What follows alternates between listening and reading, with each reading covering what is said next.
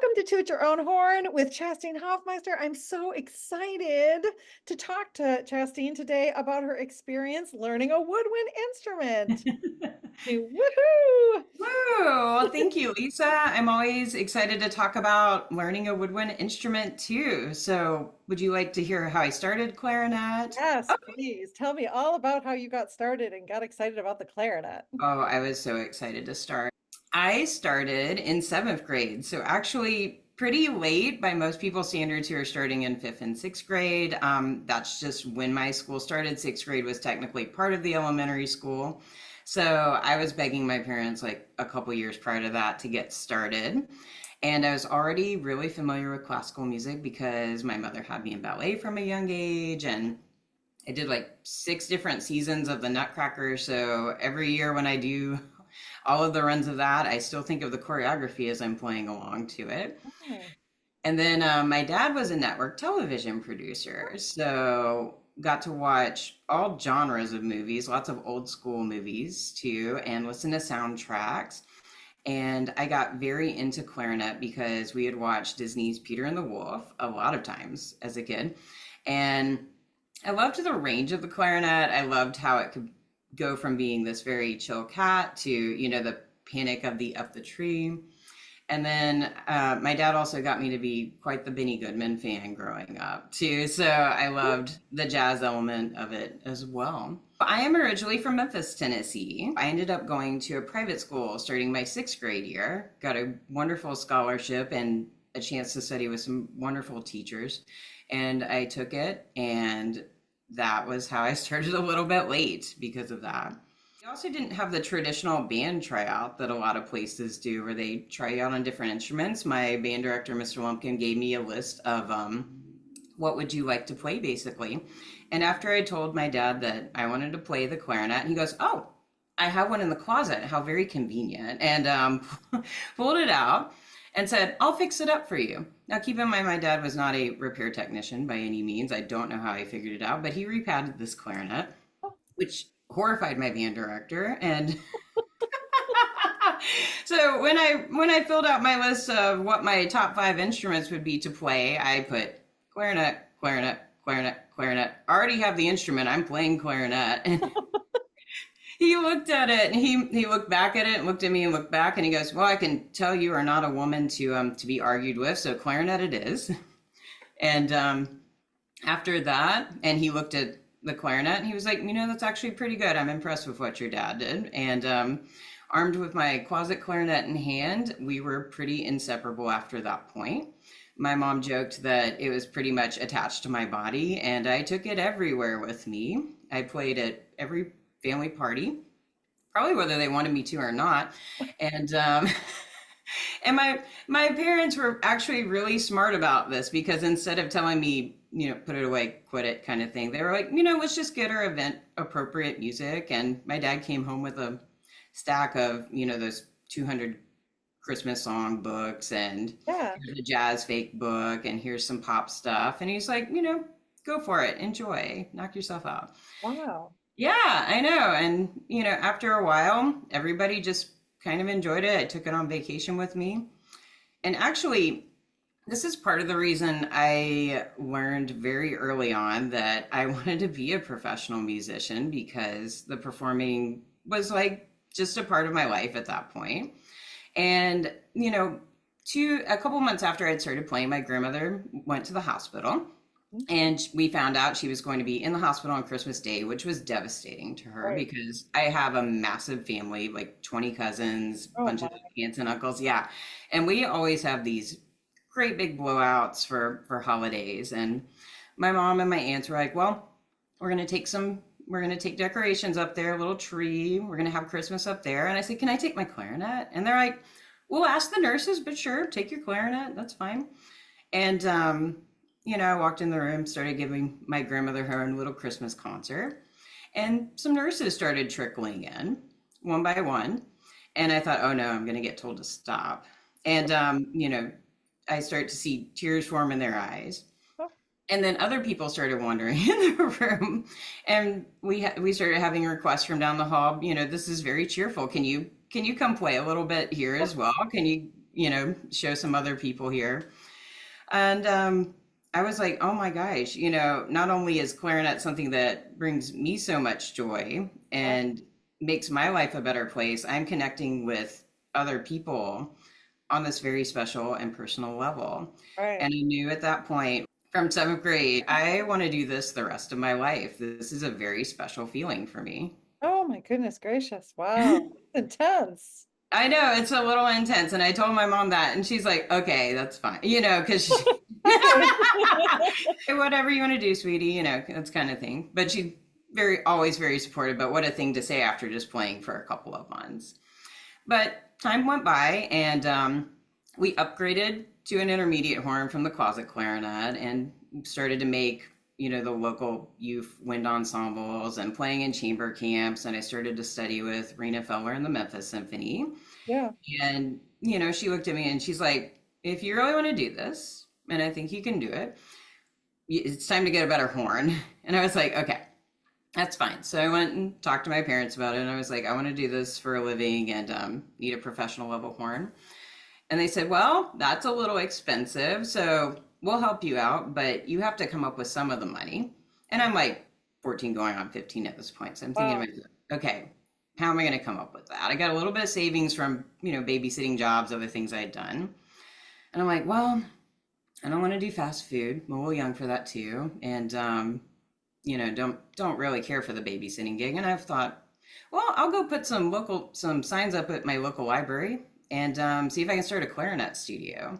Oh, And librarian said, sure, go for it. And believe it or not, people started calling. And really? yeah, so I would show up to school about an hour early, start practicing then, go to some classes, come back, practice during homeroom and lunch, go home, practice some more because I was just a little obsessed at this point. Teach some students, do homework, and that was the day. So that's how my private lesson studio was born. Oh my gosh. I know. So sometimes when I tell people how long I've been teaching and they're like, the math isn't mathing. And I'm like, I'm afraid it is. I just really love teaching from an early age and playing from an early age. What advice would you give to kids who think they're too young to teach? Like, how would you motivate them or encourage them to do that? There's a couple things because I did ask myself that question when I first started, who wants to hear from a 14, 15-year-old? And I thought, there's a teacher shortage here. We don't have enough people.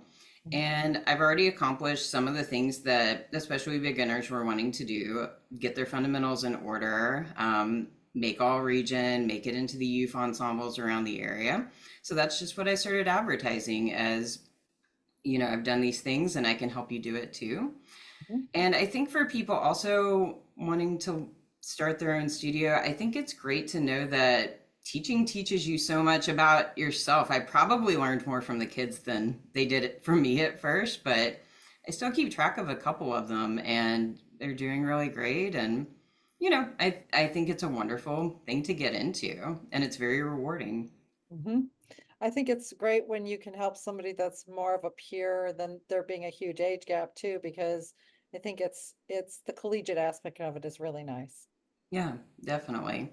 And there were some students as they grew and got more advanced over the next few years. And once I went off to college, especially, I handed them off to other really awesome teachers, and they were able to get that perspective as well.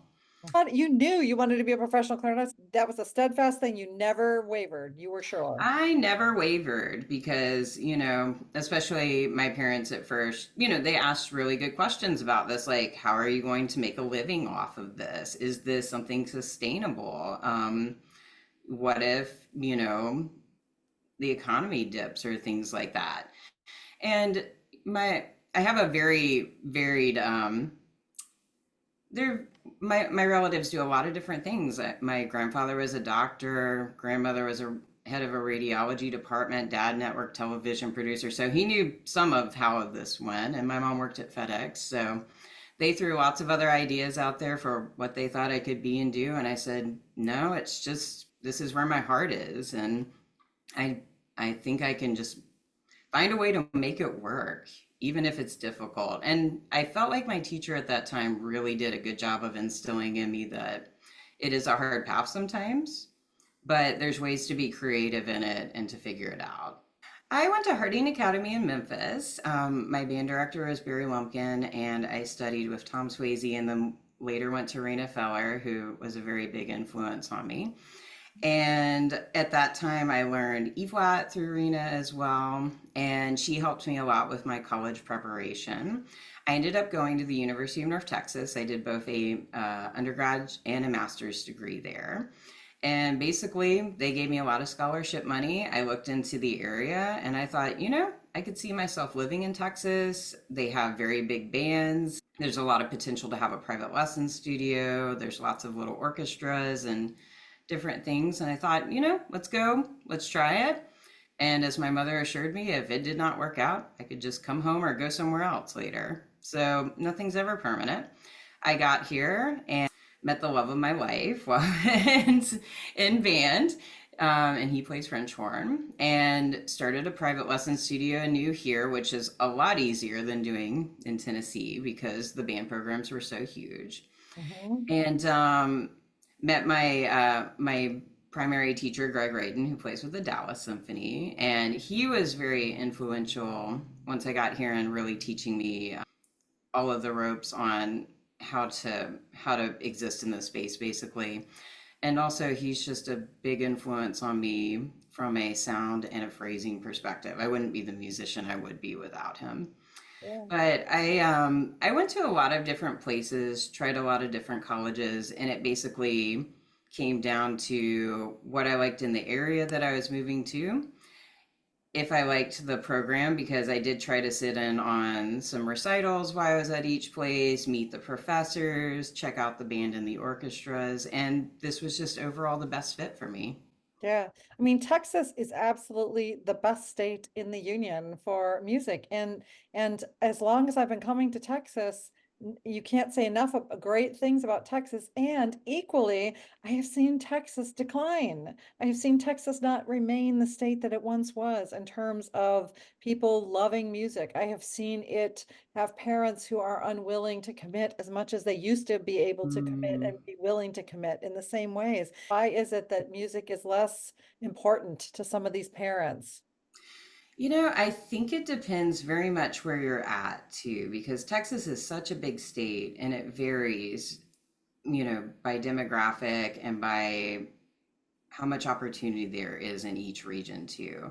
I feel like in the DFW area, in particular Dallas Fort Worth, I'm in mostly Frisco, McKinney, Plano, that level up in the suburbs. I feel like our band programs are really strong. The parents are really supportive, and I think we're very lucky for that because coming in, I don't see students wanting for much. Generally, if I ask somebody to bring in an intermediate professional clarinet, good reads, good books, they'll go to those lengths to get it. Yeah. But I know that's not the same everywhere. And some of that I think is that, I don't know, COVID hurt a lot of things on this, I think. I do feel like sometimes when I go to different areas, maybe it's still a little bit beat down from Mhm, that. People lost their morale or their momentum at that time. mhm. Yeah. It's But it's because I think primarily because people taught online so much, and their music is definitely something that requires personal touch for sure, and there's nothing like that personal interaction. I mean, this is not a substitute for one-on-one, uh, no, or for no. rehearsals or for band or for, and that's the problem is that if you can't start somebody on a band instrument or a wind instrument through Zoom, it doesn't work very well. Those were some of the hardest years of teaching for sure in that March of 2020 when it hit. And my students handled it as well as anybody could have, especially the beginners. I made a lot of supplementary videos for them to help in the meantime. But you're right, it's never the same as having somebody right there with you to help. Yeah, and why do you think that is? Like for those people who either started that way, or maybe for people out there who have thought, adult learners or, just hobbyists who have signed up for lessons online and picked up a flute from somewhere or found it from a relative and are just studying with somebody casually and they've never had that one-on-one interaction. What would you say or comment about that experience of not having, somebody right beside you or having that ensemble experience? How would you explain the difference or what momentum it helps them build?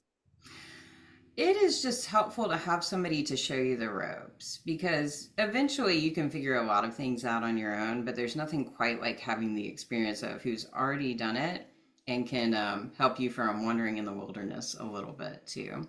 There's also, I think it helps having the outside perspective of somebody else looking at your issues because sometimes we're too close to them, of course, and being like, I've seen this with other students, and maybe we try X, Y, and Z and see if this works for you. And then we go, oh, nope, that didn't work. Let's try another method. So I think having somebody who's experienced in diagnosing these different things and guiding somebody, or, a lot of times for my collegiate students, I get a lot of students who didn't have one-on-one lessons until they get to college.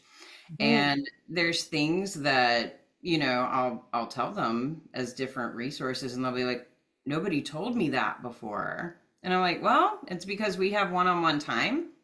And when you have a band director only in your life who's trying to help, 100 to 500 other students, you can't have that kind of specialized attention.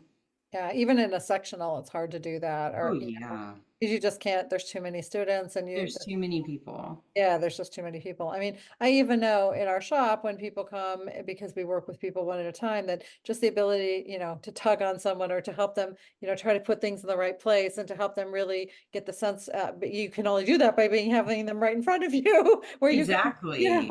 I mean, you can try to explain to them what to do, but there's a different sensation when you can actually, help them apply pressure or change the angle of the instrument or help them hold their head in the right place or touch them to help them show with permission to how to hold their posture or to have their breath support be the right way. There's only so much you can do through trying to talk them through that. Exactly. And You there's have so to many things you can't see on camera. Sometimes the posture is hidden or, we had students who would come back after COVID and find out that, they had their feet in funky positions or maybe their hands were reversed, but somebody thought it was the camera.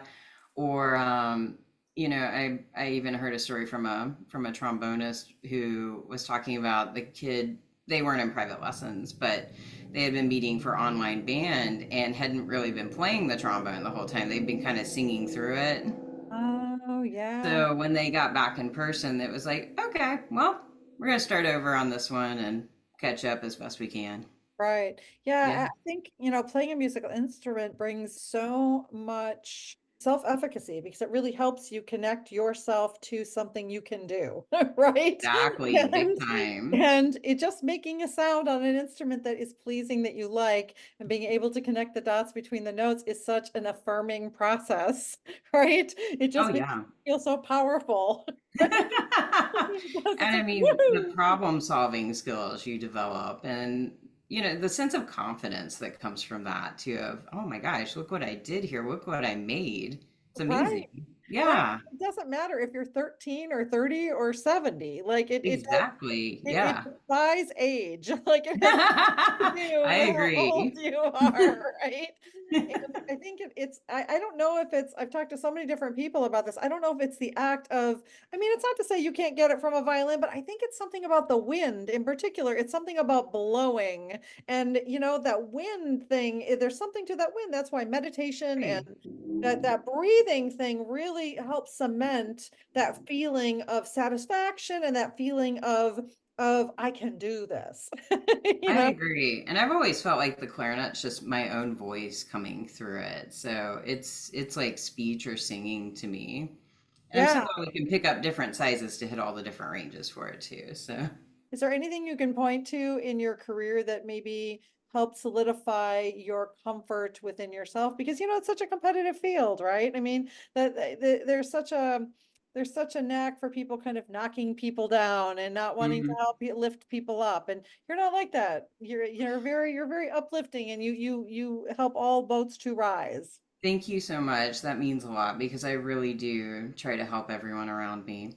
I think it helps to be a person that other people want to play with and other people want to work with. And I know these are the tried and true basics, but it means doing the easy things really well, showing up on time, showing up prepared, being pleasant, and when I hire people for my orchestra, I look for these traits. I want somebody who shows up to rehearsal and we're going to have a good time. And we don't need like fussy little things going on in orchestra rehearsal or while we're teaching or coaching a camp or things like that. We there's space for everybody here.